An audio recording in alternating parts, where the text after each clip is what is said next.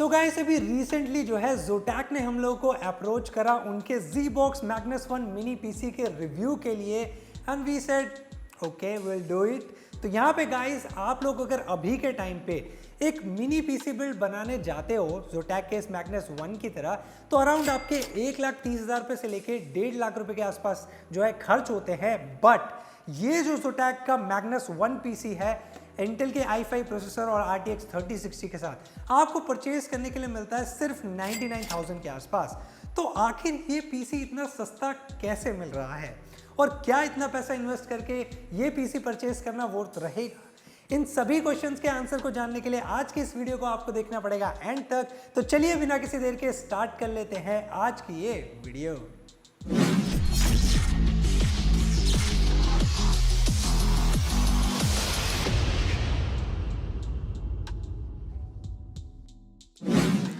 सो यहाँ पे आप लोग अगर बॉक्स की ओर देखेंगे तो काफ़ी ज़्यादा छोटा है ये, बट मैं आपको कहूँगा कि जब हम इसे बाहर निकाल लेंगे तो ये बहुत ही ज़्यादा छोटा होने वाला है, और भी ज़्यादा से छोटा।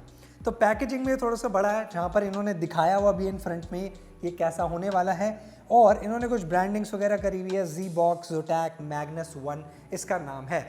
तो यहाँ पे ये दो वेरिएंट्स में आपको परचेज करने के लिए मिलता है। एक तो इंटेल के i5 10400F के साथ और NVIDIA के RTX 3060 GPU के साथ आता है, जो कि फिलहाल मेरे पास यहाँ पर आया हुआ है। और इनका एक दूसरा वेरिएंट और आता है थोड़ा पावरफुल, विच इज़ इंटेल के i7 10th जनरेशन प्रोसेसर के साथ और RTX 3070 ग्राफिक्स कार्ड के साथ। तो वो आप अपने प्राइसिंग के अकॉर्डिंग जो है परचेज कर सकते हो। अब यहाँ पे पीसी जो है वो कुछ इस फोम कवरिंग में आ रहा है, मैं इसे यहाँ पे निकाल लेता हूँ क्योंकि इसका कोई यूज़ नहीं होने वाला है। तो आप लोग देख सकते हो कि कितना ज़्यादा छोटा ये पीसी है। तो अभी थोड़ी देर में इसके बारे में बात करते हैं। उससे पहले हमें इसके अंदर जो है एक बॉक्स में मिल रहा है, where it's written guys Magnus 1 again, मतलब Zotac ज़्यादा ही ब्रांडिंग करने में लगा हुआ है। But this video is not sponsored by Zotac anyway. So अगर हम इसे ओपन करते हैं तो इसमें एक पावर केबल दी गई है आपको, नॉर्मल जो होती है। इसके अलावा आपको कुछ यूज़र मैनुअल्स वगैरह दी गई है, विच इफ़ यू आर इंटरेस्टेड पढ़ सकते हैं। मतलब कभी आज तक तो मेरे को लगा नहीं ये काम के कभी आते हैं। बाकी इसके अंदर आपको दो डेडिकेटेड वाईफाई एंटीनास दिए गए हैं, जिनसे आप काफ़ी अच्छी खासी रेंज यहाँ पे ले पाएंगे। इसके अलावा आपको इस छोटे से बॉक्स में और कुछ भी नहीं मिलता है, तो उसको रख लेते हैं यहाँ पे साइड में। नाउ अगर हम बात करते हैं इस बॉक्स की, तो डायमेंशन वाइज तो मैंने अभी मतलब इतनी ली नहीं है, बट दिखने में काफ़ी छोटा है। सो इसको ओपन कर लेते हैं और मैं आपको दिखाता हूँ उसके कुछ मतलब स्पेक्स के बारे में, जो कि मैं हालांकि आपको थोड़ा बहुत पहले बता चुका हूँ। तो यहाँ पर काफ़ी आसानी से जो है आप इसे ओपन भी कर सकते हो, क्योंकि यहाँ पे लिखा हुआ है पुश। सो अगर हम इसे बैक की साइड में पुश करेंगे तो ये निकल आएगा। अब यहाँ पे आपको ऊपर दो फैंस देखने के लिए मिलते हैं, प्रोबेबली आई गेस 85 mm के फैंस हैं ये, and I don't know how do they run, but ये एयर फ्लो काफ़ी अच्छा रखेंगे कैबिनेट के अंदर। अब यहाँ पे आपको बैक की साइड में दो वाईफाई एंटीनास मिल जाते हैं, जिसके लिए मैं आपको दिखा रहा था, मतलब एंटीनास लगाने के लिए, ठीक है। एंड अगर हम इसके फ्रंट पैनल को ओपन करेंगे तो काफ़ी इजी है अगेन इसे रिमूव करना। तो यहाँ पे आपको मिलता है इंटेल का i5 10400F processor, which is a 6 core 12 thread processor, और काफ़ी अच्छी खासी मैं कहूँगा आपको परफॉर्मेंस दे देता है अभी के टाइम पे। हालांकि 11th जनरेशन लॉन्च हो चुका है, but still it's good in performance. इसके अलावा यहाँ पे एक सिंगल हमें रैम दी गई है, which is I think 16 GB micron की रैम है। एक सिंगल चैनल दिया गया है। होपफुली मेरे हिसाब से यहाँ ड्यूअल चैनल होता तो वुड बी मच बेटर, मतलब उसमें थोड़े अच्छी आपको परफॉर्मेंस मिलती है। इसके अलावा यहाँ पे जो मदरबोर्ड है वो डेडिकेटेडली आई गेस Zotac ने बनवाया हुआ है यहाँ पे, क्योंकि इसके ऊपर कोई भी ब्रांडिंग नहीं है ऐसी कि ये गीगाबाइट ने बनाया है, MSI ने बनाया है या किसने। ये कस्टम मेड मदरबोर्ड है Zotac का अपना, ठीक है। अगर हीट सिंक की बात करता हूँ फ़ैन के ऊपर, तो that is also dedicatedly made for this PC, क्योंकि ये कोई मेरे को इंटेल का स्टॉक फ़ैन तो लग नहीं रहा है, तो ये भी कस्टम बनाया गया है। इसके अलावा अगर स्टोरेज की बात करते हैं तो उसके लिए आपको यहाँ पे दो NVMe M.2 के स्लॉट्स दिए गए हैं जो कि Gen 3 तक ही ऑफिशियली सपोर्ट करेंगे। तो यहाँ पे हमारे पास तो 512 NVMe SSD लगी हुई है, बट ये वैसे परचेस करने पे बेयर बोन आता है। इसके अंदर ना ही आपको SSD मिलेगी पहले से, ना ही रैम मिलेगा, तो उन चीज़ों को आपको अलग से परचेस करना है यहाँ पे। इसके अलावा आपको वाईफाई का कार्ड दिया गया है थर्ड स्लॉट के अंदर, और आप चाहो तो 2 मैक्सिमम NVMe SSD तक इस पर लगा सकते हो। इसके अलावा यहाँ पे एक SATA SSD लगाने का भी आपको ऑप्शन मिल जाता है, जो कि काफ़ी अच्छा है। अब इसके अलावा अगर मैं बात करता हूँ मदरबोर्ड को पावर करने की, तो यहाँ पे कोई 24 पिन पावर कनेक्टर नहीं है। एक 12 pin plus 8 pin power connector ही टोटल मदरबोर्ड को जो है पावर अप कर रहा है। अब इसके बाद अगर हम चलते हैं बैक सेक्शन की ओर, तो अगर मैं इसे खोलता हूँ तो यहाँ पर ग्राफिक्स कार्ड आप देख सकते हो, वो डेस्कटॉप लेवल का है पूरा, which is an RTX 3060 graphics card Zotac का 12 GB का एडिशन है ये, जहाँ पर ये कनेक्टेड है 8 पिन पावर कनेक्टर से, और काफ़ी अच्छा लग रहा है ऐसा हॉरिजॉन्टल पोजीशन में। तो यहाँ पर बैक की साइड में अब आपको काफ़ी सारे IOs भी मिल जाते हैं। I think 3 display ports and 1 HDMI on the graphic card, 1 HDMI आपको मदरबोर्ड में मिलता है, 6 आपको USB 3.1 के पोर्ट्स मिलते हैं, और 2 RJ जो है 2.5 गीगाबिट एथरनेट के पोर्ट्स मिल जाते हैं डुअल। सो ये कुछ आपको जो है इंटरनल कॉन्फ़िगरेशन इसमें मिल जाती है। अब अगर हम लोग बात करते हैं अपग्रेड की, तो डेफिनेटली आप इस पर डेस्कटॉप लेवल का कोई भी प्रोसेसर आराम से अपग्रेड कर सकते हो, चाहे वो i7 है या i9 है, तो उसमें कोई दिक्कत नहीं आने वाली है। और ग्राफिक कार्ड भी आप 2 फैन तक का इसमें आराम से लगा सकते हो, लाइक RTX 3060 Ti या 3070, अगर डुअल फॉन्ट फैन में अवेलेबल है किसी ब्रांड में तो आप अपग्रेड कर सकते हो। बट जोटैक का ऐसा कहना है कि अगर आप इसमें कुछ भी अपग्रेड करते हो अपनी तरफ से, तो मे बी आप वारंटी को वॉइड कर सकते हो, ठीक है। I don't know the whole मतलब टर्म्स एंड कंडीशन, बट कुछ इस तरीके से ही है। Now if we talk about front IO, तो ये भी कुछ कस्टम इन्होंने बनाया गया है, जहाँ पे ऊपर आपको एक पावर बटन मिल रहा है, नीचे एक USB Type-C मिल रहा है, USB 3.1 का पोर्ट है, एक डेडिकेटेड SD कार्ड रीडर का स्लॉट है, और माइक्रोफोन और हेडफोन का डेडिकेटेड जैक दिया गया। अब ये चीज़ मुझे काफ़ी अच्छी लगी, यहाँ पे SD कार्ड रीडर है, तो एज ए कंटेंट क्रिएटर मेरे लिए तो बहुत ईज ऑफ एक्सेस है कि मुझे कोई कार्ड रीडर में नहीं घुसाना है कार्ड को पहले, और फिर मेरे को USB के थ्रू मैं डायरेक्टली अपने SD कार्ड को इसके अंदर लगा सकता हूँ, which is a great option. तो ये कुछ आपको जो है ओवरऑल कॉन्फ़िगरेशन इस मिनी PC के अंदर मिल जाती है, और वैसे डायमेंशन में मैं बात करूँ तो ये काफ़ी ज़्यादा छोटा है। तो यहाँ पे अब इसके बाद हमने काफ़ी सारी इसके ऊपर टेस्टिंग वगैरह भी करी है, चाहे सिंथेटिक बेंचमार्क्स थे, गेम बेंचमार्क्स थे, सभी। तो यहाँ पर गाइस मैं सबसे पहले बात करना चाहूँगा कुछ सिंथेटिक बेंचमार्क्स के बारे में। तो यहाँ पर अगर हम सबसे पहले बात करते हैं सिनेबेंच के सिंगल कोर स्कोर की, तो वो अराउंड 1054 पॉइंट्स के आसपास है। सिनेबेंच मल्टी कोर की बात करते हैं तो वो अराउंड 6840 पॉइंट्स के आसपास हैं। अब यहाँ पे इसके अलावा मैं हमेशा सबसे पहले प्रायोरिटी देता हूँ एडिटिंग बेंचमार्क्स को। तो यहाँ पर हमने हमेशा की तरह ब्लेंडर के काफ़ी सारे जो है रेंडर्स करे हैं। सबसे पहले स्टार्ट करते हैं BMW ब्लेंडर रेंडर से। तो यहाँ पे अगर हम GPU की मदद से इसको रेंडर करें तो ये अराउंड 47 सेकंड्स के आसपास लगाता है, और यही सेम सीन को अगर हम रेंडर करते हैं GPU प्लस CPU दोनों की ही मदद से तो it will take around 39 seconds के आसपास। कुछ ह्यूज डिफरेंस नहीं है, but still it makes like कि थोड़ा आपका रेंडर फास्टर हो जाए।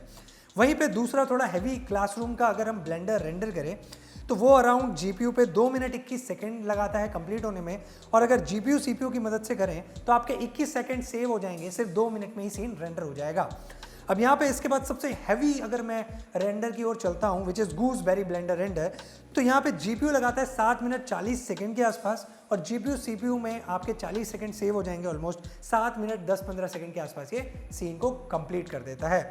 तो मेरे ख्याल काफ़ी हद तक आप इस PC पे एडिटिंग भी कर सकते हो, there is no problem on that side, full HD के रेजोल्यूशन पे। और इसके बाद अगर अब हम लोग बढ़ते हैं हमारे गेम बेंचमार्क्स की ओर, तो उससे पहले मैं आप लोगों को बता चुका हूँ कि जो टेस्टिंग है वो सारी की सारी बिना ओवरक्लॉकिंग सेटिंग्स के हो रही है, क्योंकि अगर मैं बात करता हूँ इस PC पे ओवरक्लॉकिंग की तो वो हम नहीं कर सकते हैं। बायोस में ऐसा आपको कोई ऑप्शन नहीं मिलता है, इवन रैम को XMP करने का भी ऑप्शन नहीं है, सिर्फ 2666 पर ही रैम यहाँ पर चलने वाली है। Which is I think default भी है इंटेल की तरफ से, तो कोई ज़्यादा प्रॉब्लम नहीं आने वाली है। और अगर आप 3200 भी कर लोगे तो FPS में कोई ह्यूज जंप नहीं आ जाएगा, ठीक है मेरे हिसाब से। तो यहाँ पर हमने जो भी है बेंचमार्क्स लिए हैं वो एम्बिएंट रूम टेम्परेचर के ऊपर है, ठीक है, कोई भी मतलब AC वगैरह नहीं चल रहा है रूम में, और फैन स्पीड भी नॉर्मल है, कोई भी हमने मतलब अपने हिसाब से कुछ भी चीज़ छेड़ी हुई नहीं है। तो यहाँ पे गाइस आप लोग देखिए फिर इसके कुछ गेमिंग बेंचमार्क्स, और उसके बाद हम लोग बात करेंगे इसके कंक्लूजन के बारे में।